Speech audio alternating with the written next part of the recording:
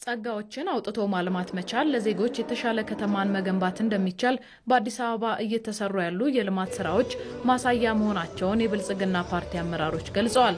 ላለፉት 10 ቀናት ሲካሄድ በቆየው የከፍተኛ አመራሮች ስልጠናም ኢትዮጵያ እስካሁን ባልተጠቀመችባቸው አዳዲስ ዘርፎች ለውጥ ማምጣት ላይ ትኩረት ያደረገ እንደነበረ አመራሮቹ ጠቁመዋል። ከተሞች ብቻ ታሳቢ አይደለም። አሁን የስልጠና በጣም ለየት አድርጎ ያመጣው ከገጠሩ ጋር ትስስር እንዲፈጥር ነው። አሁን የኛ ሀገር ከተሞች ካይሻቸው ሲሰፉ ዙራቸውን እየበሉ ነው የሚሰፉት። አሁን እንደዛ አይደለም። ተመጋጋቢ ሆነው አብረው እንዲያድጉ የሚያስችል ልዩ ስትራቴጂ ነው ዴቨሎፕ ተደርጎ በሱ ላይ ስንወያይ የከረመው። በጥቅሉ የኢትዮጵያን ኢኮኖሚውን ለማድረግ ወደፊት ለማስኬድ አመራሩ ምን ቁልፍ ሚና መጫወት አለበት። በኢኮኖሚውም በግብርናውም በከተማ እድገትም በአጠቃላይ ይህን ትርጉም ባለው መልኩ ሀገሪቷን ለመምራት በሚደረጉ ጥረቶች ውስጥ ሀገር ለመለወጥ በሚደረጉ ጥረቶች ውስጥ አመራሩ ከፍተኛ ሚናውን ሊወጣ ይችላል የሚል የክህሎት የሀሳብና የአመለካከት ሰፋ ያሉ ስልጠናዎች ነው የሰጡት። አጠቃላይ ኢኮኖሚውን ዘርፍ በደም ከማሳለጥ አኳያ ሀገራችን ምን መምሰል አለባት፣ ምን ላይ ነው ያለነውና ምን መምሰል አለባት ለወደፊት የሚለውን በአጠቃላይ በምናብ ያየንበት አሁን ምን ደረጃ ላይ ነን፣ ምን አይነት ወረት አለን፣ ባለፉት ስርዓታት ካመለጠን እድል እንዴት ነው አሁን ወዳለበት ምን ደርሰው በሚለው ላይ ነው የሰለጠነው። ከዚህ በፊት የነበሩ አቅሞቻችን እምቅ ሀብቶቻችንን አጠገባችን ሆኖ ማየት ያልቻልንባቸውን አሁን የምናይበትን እይታችንን የሚያሰፋ ስልጠና ነው የሰለጠነው።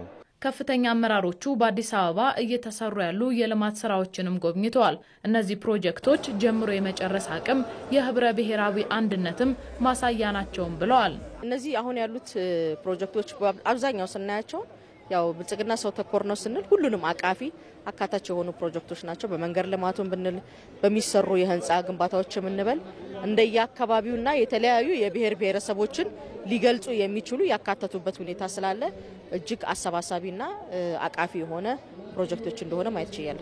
በከተማዋ እየተሰሩ ያሉ ስራዎች ሀብትን በአግባቡ መጠቀም ከተቻለ የተሻለ ልማት ማረጋገጥ እንደሚቻል ለክልሎች ተምሳሌት መሆናቸውንም ገልጸዋል።